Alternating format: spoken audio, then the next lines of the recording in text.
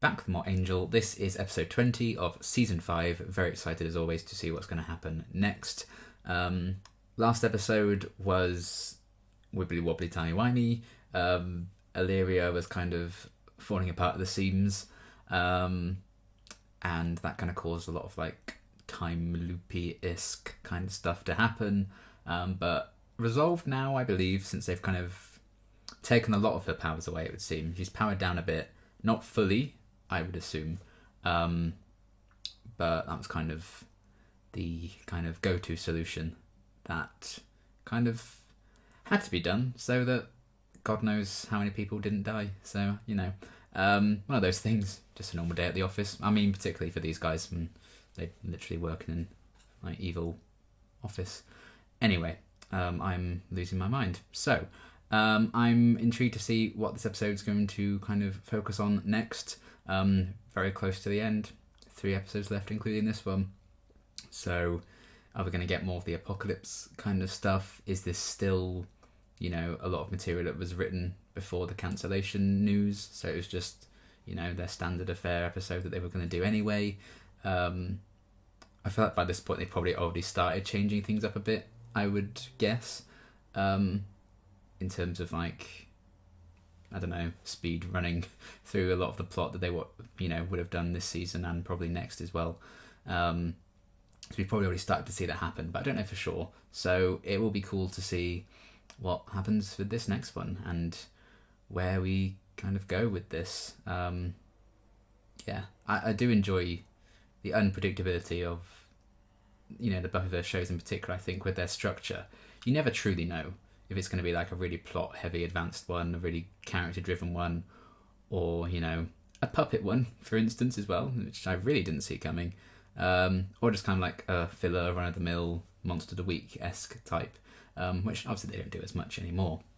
But I do like always diving into an episode and finding out exactly where this is going to fall. So we'll see. Maybe this is the beach episode.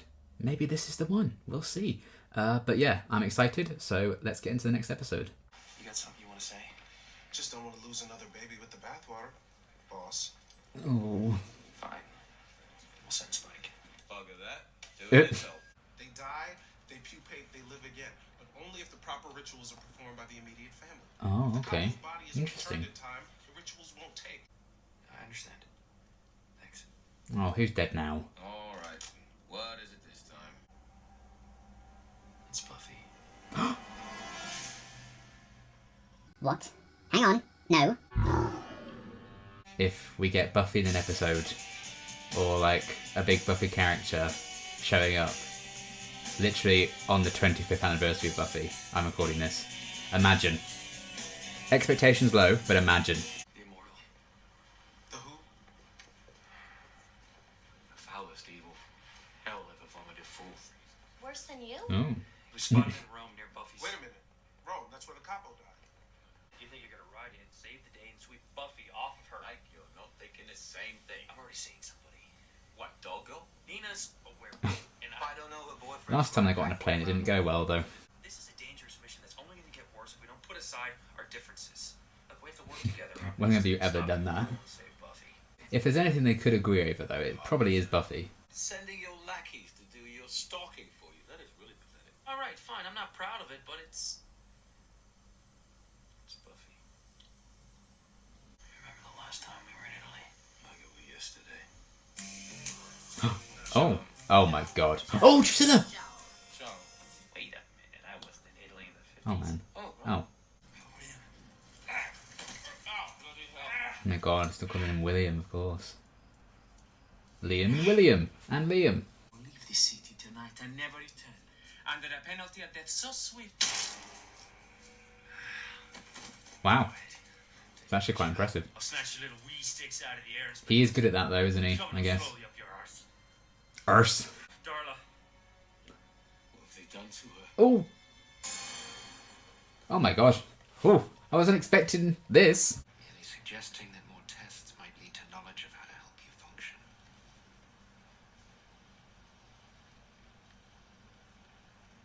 I go because it suits me.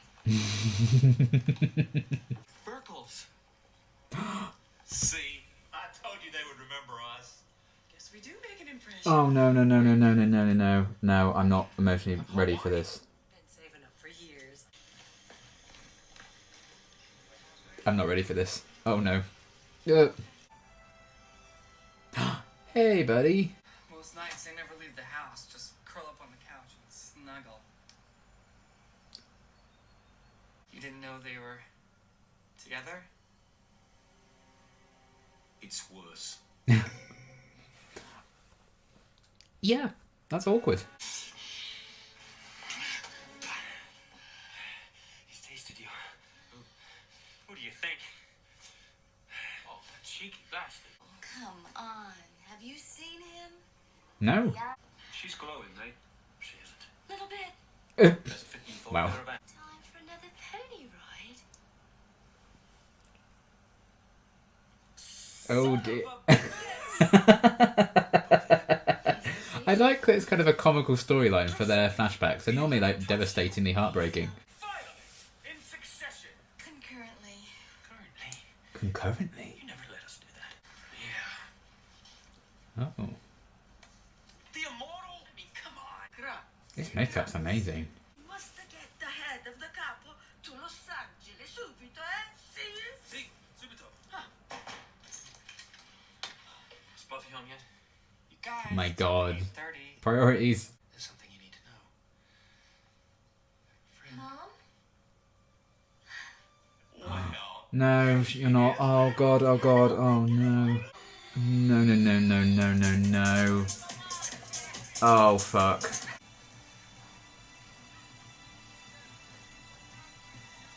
Yep, definitely Buffy. The head. Thought you had it.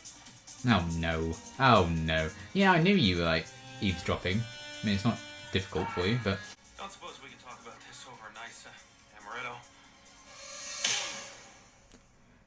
No, I guess not. Oh, what? Was the episode running short or something? Oh.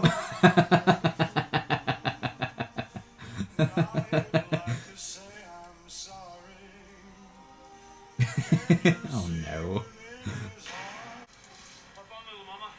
I was hoping they'd share it. Go on. Aww. I mean, when in Rome. We find that guy, we get the head back, and then we get the hell out of here. That's it. Have you seen? For God's sake. Doesn't Wolfram and Hart have an office here in Rome? Oh. That's a good thought. Technically seeing Fred again, but at what cost? Illyria. Your grief hangs off of you like rotted flesh. I couldn't tolerate it from them as well. That's so weird that she's not blue when she's speaking like that. More convenient. That switch is just brutal, isn't it? Do you wish me to stop? I mean, how can you tell them now? Everything's fine. Oh, that break in his voice. Absolutely. Oh, God, I can't bear that. Ah! The Immortal doesn't use spells. It considers them dirty. Dirty tricks for dirty people. Like gypsies. We will speak of them no more. I don't think she likes gypsies. We need to know everything there is to know about him. Or we need. To keep your head. Yes. Maybe if We know all they've about changed so much, the humiliation. Immortal has too. We'll do it your way. Who's making the drop?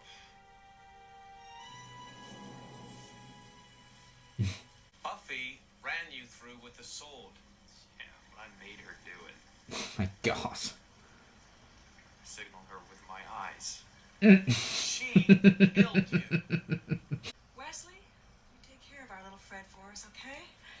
Of course.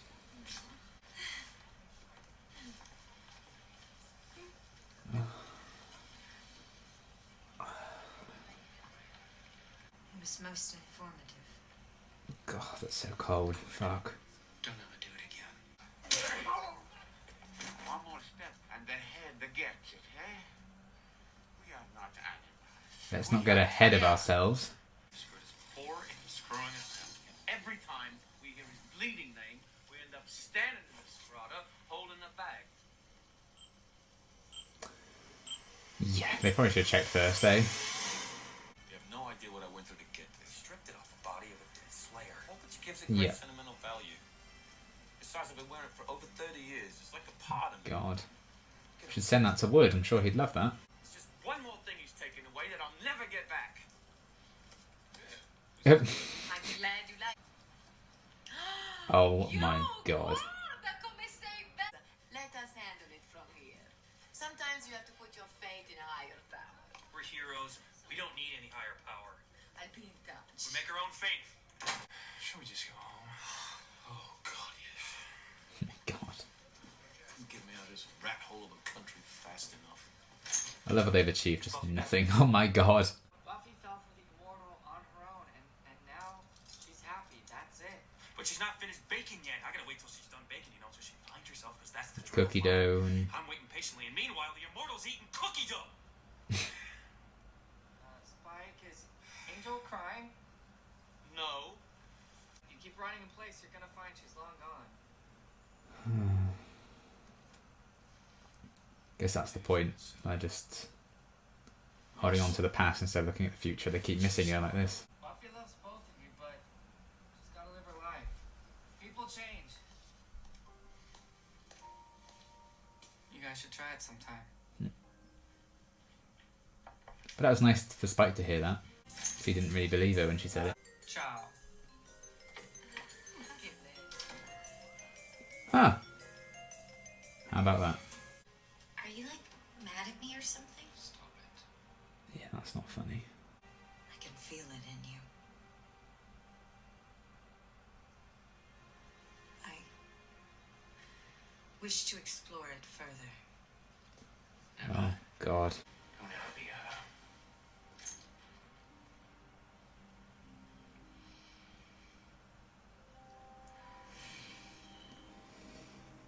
As you wish.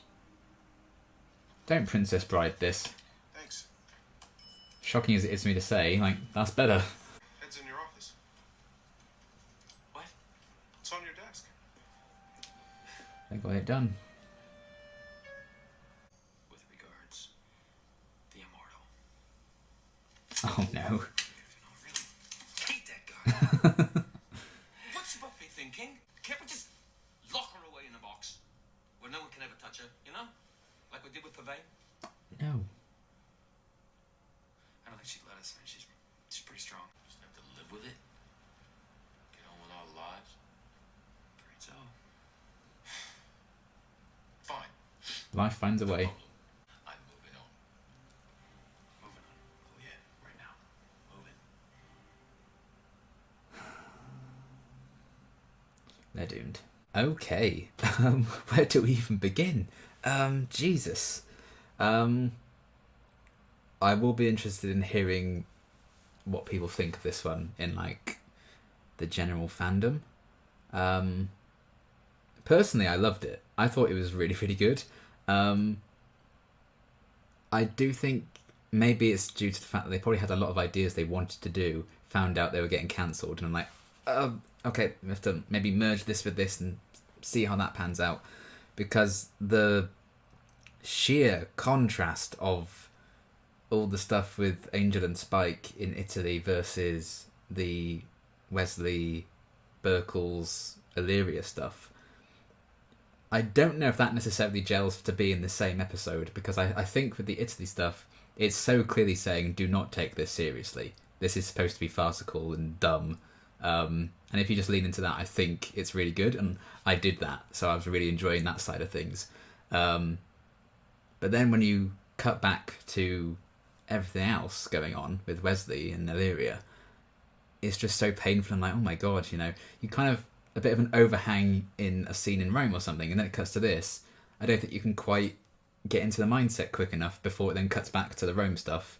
Or if you get like a really depressing bit with Illyria, and then it cuts back to, funny time now. I think it's a bit like, I don't know. So I don't know if having those I think the two storylines work. I would have had them in separate episodes, but I think it's just they ran out of time to do everything they would have done, probably, and they had to just splice things together and like rush things. It's a similar kind of thing. I think this is why I think it maybe they just had too many ideas and they wanted to do them all before the end of the show. Like I was talking about the last episode, it felt like the first half of that episode was felt like a different episode to the second half with like the timey-wimey stuff. That's how I felt with this one, except it wasn't. I think it worked better in the last one because it was two distinct halves, I felt.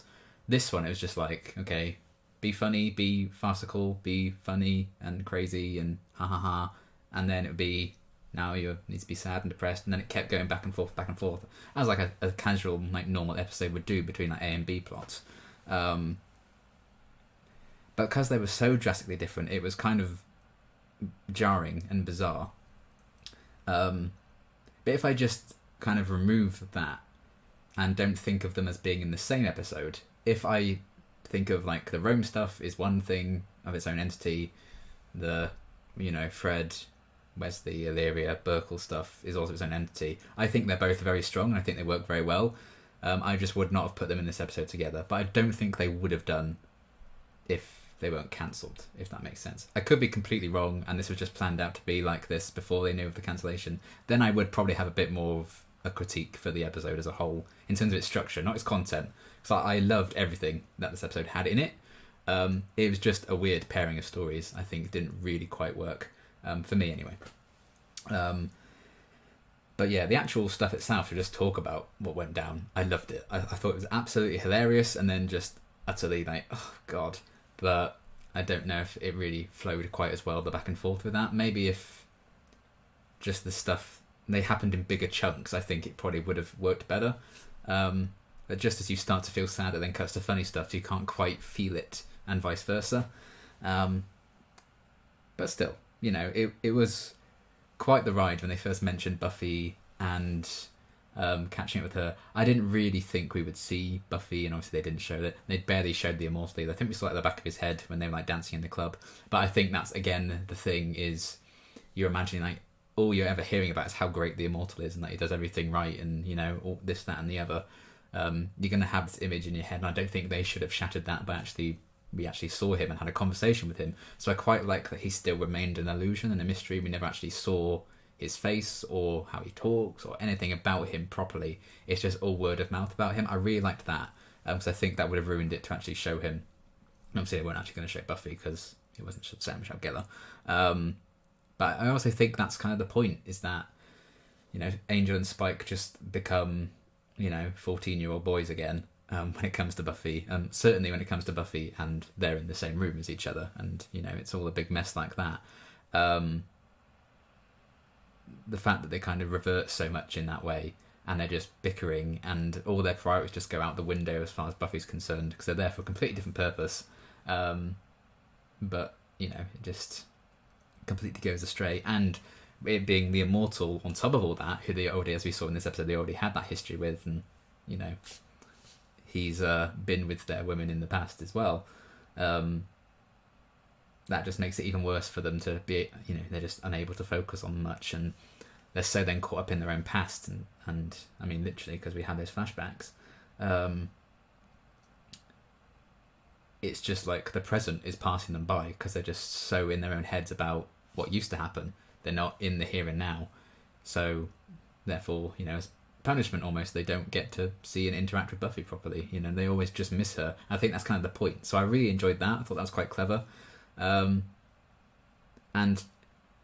the fact that I think teasing Buffy and not actually showing her, for that to be an episode's strength for me, in my opinion, I think that's quite a feat to pull off, and I think they did that very successfully. So I did enjoy that. And seeing Andrew again was fun. Mad how, you come around on someone. It happened with Cordelia, it happened with Andrew. It will never happen with Warren, he can die in a hole. But yeah. See, it is cool to kind of catch up with him, because he was in it earlier in the season, obviously. And now he's kind of rooming, I guess, with Buffy and Dawn because his place burnt down or something or other. But I mean, he was there to give all the exposition because Buffy wasn't in the episode. So it was cool to see him, and I do enjoy his presence, particularly his dynamic with Spike. I really enjoyed that in Buffy season 7, so to get glimpses of that again, and a nice dynamic with him and Angel as well, especially because things were kind of a bit hostile in the end with him in his earlier appearance, because obviously took the potentials away, and you're like, oh, they don't trust you anymore, all of that jazz. So the fact they were on goodish terms in this one was nice. It kind of smooths that over a little bit. And yeah, I do find it wild, after all this time, to just see Andrew, and I'm like, oh yes, this is exciting to see him. But who'd have thought it? Like, when he actually does stuff that's likable, I then like him, instead of people sending me shit messages for not liking him when the stuff that makes him likable hasn't happened yet. Who would have thought? But, it's always the way. I don't have the hindsight of, having not finished the show yet and having decades to think on it. But, salt aside, it was great to see him back and catch up with, with what he's doing and what Buffy's up to, what Dawn's up to, briefly. We know that she's living there. We don't really see much more of, or hear much about what Dawn's doing, really. But I did like that. The fact that these immortal vampires who've had such long lives can still get caught up in, for what is then probably just little slivers of their lives, but it's so meaningful to them, and obviously their time with Buffy is also so meaningful to them. They just completely, they're useless.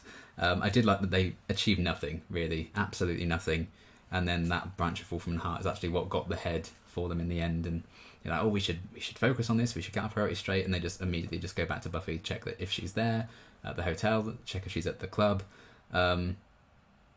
So, that little rivalry, they've done it a lot with Angel and Spike in terms of like the little digs at each other about Buffy, so I did like the comedic spin on it, and it was nice to kind of have a comedic storyline for them. The slow motion bit in the club was very weird, admittedly, but I did like how it ended up just turning into those two fighting each other, because they just can't help themselves. It's always going to revert to that, that actual, big little brother energy, them just fighting all the time, which I do enjoy. I like their spats quite a bit. And I think this season, has probably had too many episodes where it's been like the Spike and Angel show, and other characters then don't get to shine as much, and then they brutally kill them. But I think this one worked because they did something very, very different with it, with like the comedic spin, and it is big for their characters to, do they really learn anything? Because they still just make jokes about, oh yeah, I'm moving on right now. But I think if this is the start of them actually trying to look forward and move forward, we could see some development. I think what would really help is if we do see, what's her name?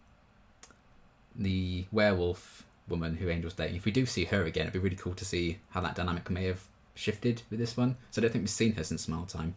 So I think that'd be a great way of showing if Angel has actually, developed a bit from this episode. And I don't know if they'll give Spike a love interest or something in these last couple of episodes. There's probably not much time. They probably would have had time for it in the future.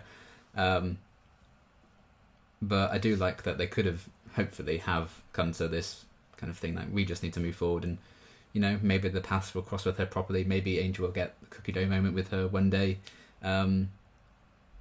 Maybe Spike will see that Buffy really does love him. I like that he heard that from Andrew, kind of saying she loves you both, but now it's not the time, folks. Because he did not believe that she loved him, when she told him that in Chosen. I think she did, personally. I think she did love him. I think she has loved them both. And I'm already dreading that debate in the comments. I'm glad I don't really check in that often. But I think that was a nice moment for them both to kind of have that reiterated to them. Like, Buffy does love you, but, she still has the rest of her life to live. You're immortal. There may be times where it will work out for you one day. So I like that kind of hopefulness, and just like live your lives, move on, move forward. So I think that was a good message at the end of, a very comedic episode as well. And, all the background music and stuff, and I think some maybe overplayed characters, I'd be like, is this just kind of like taking the piss a bit with like the stereotypes of the culture? Is it not? But I think because the episode is clearly saying this is farcical, you're supposed to think this is ridiculous and funny. I think it does work. So yeah, I enjoyed all of that stuff. I can see people not liking that storyline with them in Rome, but I actually quite enjoyed all of that. I thought it was a nice way of almost rounding off an unspoken thing with the whole Buffy relationship with Angel and Spike, and that sort of love triangle, sort of not really. you know, I think that's a nice way of addressing it and not wrapping it up per se, because it's not like a final choice or anything. It's just like, that's not where these characters are at right now. Let's move on and forward from that, which I do like. Especially as we approach the end of the show, it's kind of cool to. I mean, I suppose the comics will probably just carry that on anyway, so I don't know what I'm talking about. But you know what I mean. It's like, for the live action stuff, it's like, let's rest, let Buffy enjoy her life with the Immortal. If that's meant to be, it's meant to be. But as Andrew's dead, he has his flaws still, apparently, even though we don't really learn what they are. But I like that idea of this mysterious Immortal, never actually seeing him, seeing, you know, that he was with Darla and Drusilla in the past as well, and now he's got Buffy. Just that little pettiness. I think that's also what's very different with the Angel and Spike stuff. While they were at each other's throats a lot in this one, they also were mutually like petty against the Immortal, so they're kind of on the same side with things. So I did enjoy that. Something a bit different again. And yeah, we've got a few brief flashbacks. Again, it was a nice change of pace, I think, for those flashbacks to also be quite comedic, because we didn't get that a lot with like Angela's Spike flashbacks. They've normally been, you know, quite heavy sometimes or quite sad. So I like that they were just funny. Again, something really different. And to see Drusilla and Darla, you know, be in that kind of comedic setting as well, and see Darla be quite funny. You know, I think Drusilla's had some funny moments in the past, but Darla, we don't often get as much comedy with her, so I did like seeing that side of things. So that was great. I do wish we'd seen more, because that's probably the last time we're ever going to see them. You know, particularly Drusilla basically had nothing. Which was a shame, but you know, at least we got to see them. It did feel like a little last hurrah this episode. You know, the mentions of Buffy, having Drusilla and Darla show up, having Andrew show up, you know, properly addressing this big like love triangle that's lasted for years and years at this point. You know, so I did like that side of things very, very much. I just wish we kind of got a bit more of the Darla and Drusilla stuff. You know, I think it would have been cool to have them have slightly bigger roles in the flashbacks, or you know, more to them, because I was really enjoying the flashbacks. But still, what we did get, I really liked. So you know, I'll take that over never seeing them again, or them being stuff that I didn't like. So yeah, all of that was quite messy, but you know, that's kind of the point of it. And they're just all over the place, and it's wacky. But I do really think, if I just isolate it as the story alone, the content alone, not its place in the episode with the other storyline, I think for me, I really, really enjoyed it. I think it really worked.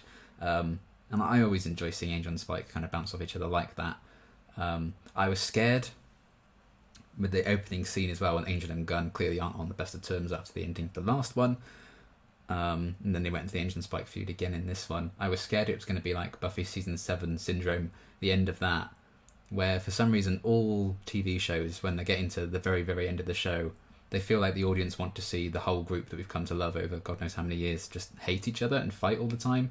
You know, I think they did that in the end of Buffy, and I'm like, I just want to see them get along. It's just, you've got an evil to fight it together. Why do we need all this infighting? And that drove me insane. I wasn't a huge fan of that. I was scared that was going to be what this episode was again. I mean, there's still time for them to do that in the last two, but I'm glad it ended up not really being about that. At least that's not what the focus was in this episode, so that was good. Because too many shows do that. Agents of S.H.I.E.L.D. did it in this last episode as well. I'm like, just get along. So yeah, I'm glad it kind of diverted expectations in terms of that as well. But yeah, overall, I really enjoyed all of that kind of stuff. I thought it was very, very funny. And yeah, a nice kind of rounding off that I wouldn't have even expected for the whole, you know, where do Angel and Spike stand with the Buffy situation. And seeing Andrew was fun. Drusilla and Darla popping up was good as well. And I do like the idea of the Immortal and Buffy kind of moving on with someone who's not either of them. It arguably is probably the only way you could have ended and settled that kind of love triangle, at least for the time being, by not actually having them pick a side. You can just imagine the fandom wars and the forums exploding. So, you know, I suppose that's the smarter way of doing it. And seeing like another branch of Wolf and Hart, yes, it looked exactly the same, because of course. But, you know, that was something a bit different. I did appreciate that side of things, and just the comedic elements, I think, do really, really work. And then we have all the stuff with Wesley and Illyria, and, oh, God, what a mess. At first I was kind of giving Illyria the benefit of the doubt and being like, you know, maybe she's just trying and she thinks this is what's best for them, to kind of just keep up appearances. But then you just kind of see, she just finds it interesting to, see if she can pass as a human, I guess, effectively with the knowledge that she has of how Fred was like. I think because she's had so many abilities literally just taken away from her, she is probably more keen to, like, I'm probably going to lean into stuff that I can still do, so why not make myself look like Fred and try and, convince them that I am. So I think from that character point of view, I think that makes a lot of sense. I'm glad she still can do wacky stuff like that, because I was scared it was just, she was almost basically depowered apart from being like super strong and stuff. So I'm glad she can still kind of do that. So I'm not as worried about, what that means for Illyria's character as I was at the end of the last episode. So that's good. Unfortunately, they used it as a personal attack against me by having her pretend to be Fred. Doesn't she say, like, in The Hole in the World, didn't she say, like, to Wesley, like, tell my parents I wasn't scared, like, tell them. And he hasn't? That seems bizarre to me.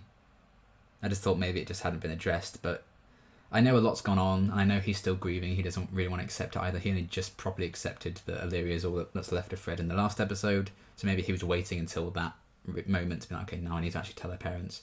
But the fact that they then just show up, it's terrible timing, of course, and I'm sure he would have told them eventually, but it must have been a good portion of time by now, and they just, no one at Wolfram and Hart, not even if it wasn't Wesley, like, no one thought to kind of contact them and say, like, by the way, your daughter's dead. She died horribly. So that is a bit like, really. But I guess people were busy mourning themselves and, Apocalypse, Buffy, a lot's happening, sure. But yeah, not the best choice from Illyria's standpoint. I wasn't a big fan of her doing that. Because once she's done that, Wesley was going to tell them there and then that what happened, and then Illyria kind of barges in, being like, "Does someone order a Fred?" And when it gets to that point, what would you do? You can't kind of go back from that. I think it would just make it even worse. Hopefully, I don't know if we'll actually see it in the show. Hopefully, they do tell them exactly what happened at some point. But now that they've kind of seen that, and they even sense like, you're a bit different. Oh, she's growing up. No, she's dead. She's blue now. It's just that, how do you say that now? It must be awful. Just think, oh, you spent time with your daughter's shell. You hung out with your daughter's corpse for half a day. We didn't tell you. Sorry. How do you even begin to try and tell them now? It's hard enough as it was, but with all of that, I'm just like, oh. But Illyria doesn't really know better. It's kind of like an Anya sort of situation, she just doesn't really understand what it is to kind of, have human emotions and stuff. And maybe now that she is a bit more depowered, she will slowly get a sense of that. There's just not much time to do that. So, I don't think it's like out of character by any means for her to do this, and it's interesting for her. It's an experiment for her. So the pain inflicted is mainly just on me and the audience and Wesley. It's not like she's just doing this because she knows it will upset Wesley. But she's also not doing it because I think she's also not doing it because it's going to help the parents or anything. It's just an interesting thing to her, and she still wants to explore the powers that she still has left. And she just doesn't know much better right now into how to respond to a situation like that. She probably thought, oh, this will be fun. I can do this. And just as Wesley's kind of holding on to that connection with Illyria because she has Fred's face and stuff, and there's still a bit of weirdness with that, I think she also has a bit of a connection with Wesley in a way, if you disregard the fact that she outright murdered him in the last episode. So there's not that much of a connection, granted.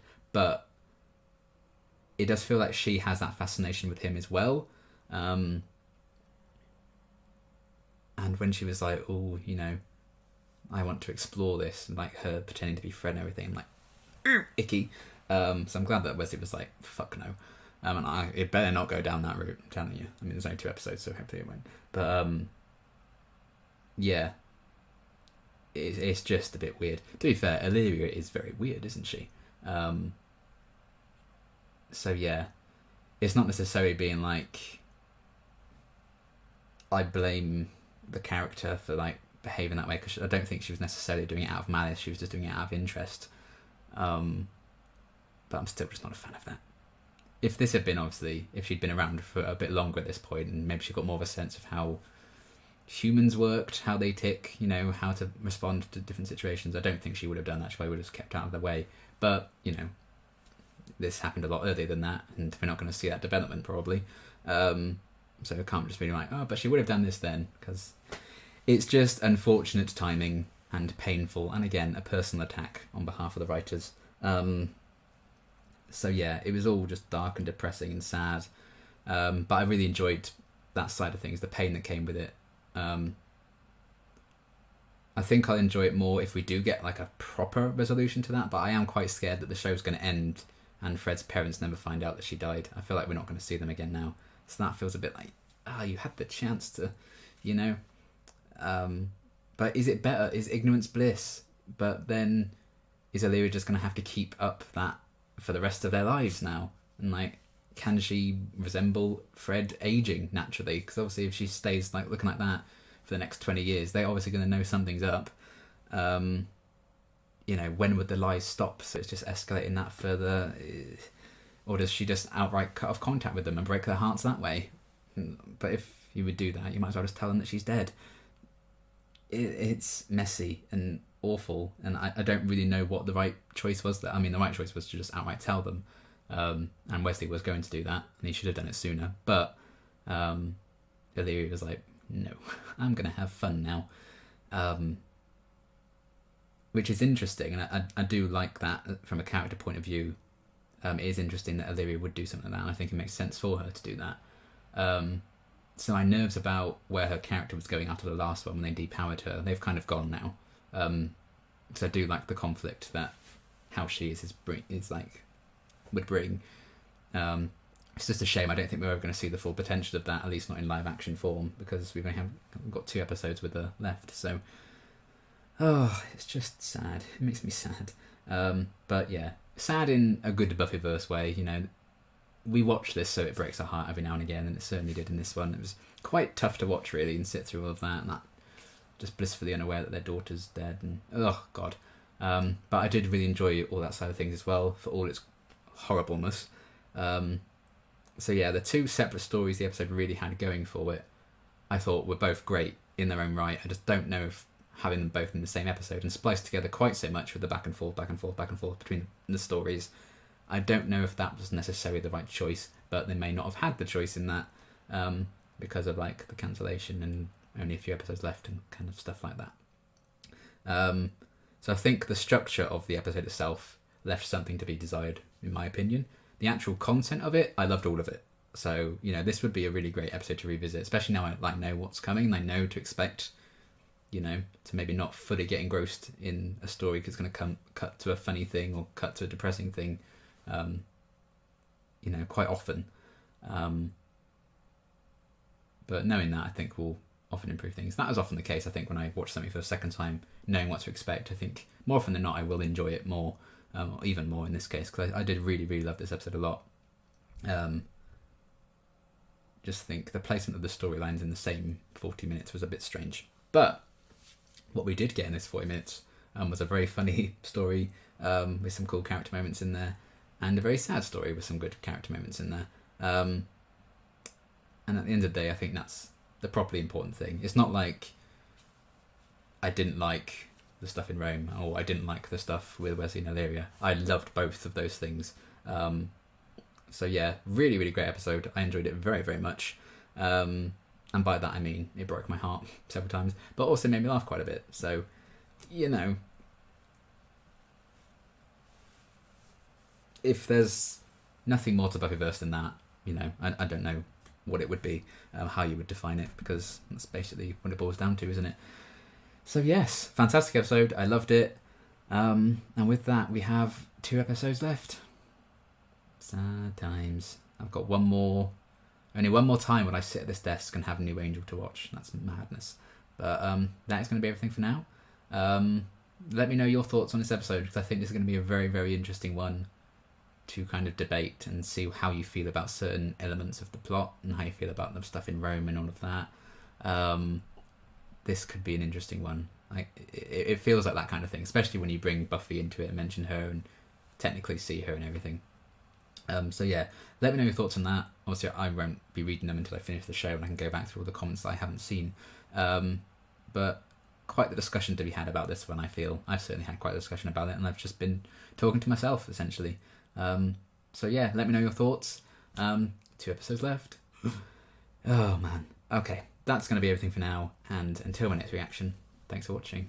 I was going to forget something. I just thought of it like 10 minutes after I stopped recording. Amy Acker invented acting. Like her switch between Fred and Illyria just in a split second, and it's so obvious who she's switching to and just how the emotion just drains so bloody quickly. And even when she just looks like Fred, she's doing the Illyria voice and it's just so clear and distinct. She does the head movements. Oh my god, she's so bloody good. Okay, I'm done. See you next time. Thanks for watching. Okay, so I just started editing it and I thought of something else I wanted to say but forgot because of who I am as a person. A mess, if you didn't know, spoiler alert. But yeah, I'd already packed away all my setup by that point, so this is just on my iPad, so apologies. But I also just liked the kind of parallels between the main plot lines. You know, we had Spike and Angel, you know, all about the girl that they want but can't have. And then Wesley was also going through the same thing in his plotline because Fred's also gone. So obviously very different ways in which they can no longer be with the woman that they love, or at least not now. They can't be with the woman that they love in Angel and Spike's case. But I liked that kind of shared kind of plot line running through the 2 story threads in the film. So yeah, thought I'd mention that as well. Okay, promise I am done now. I'm truly done. See you next time. Thanks for watching. Bye. Hi, me again. Low quality again as well. Sorry. I've got something else. So we're back. I was just wondering as well what your thoughts are on getting such big updates about like Buffy's life and stuff, not in the Buffy show. Like, how do you kind of feel about getting that in Angel? Like, if people don't watch Angel, they could have missed out on that kind of stuff, and that's kind of an interesting thought. So, I don't know if it's good or bad either way, but I would like to hear your thoughts on that as well. So that's my extra little thought that I forgot to mention. Now we're done. See you next time. Promise. Bye.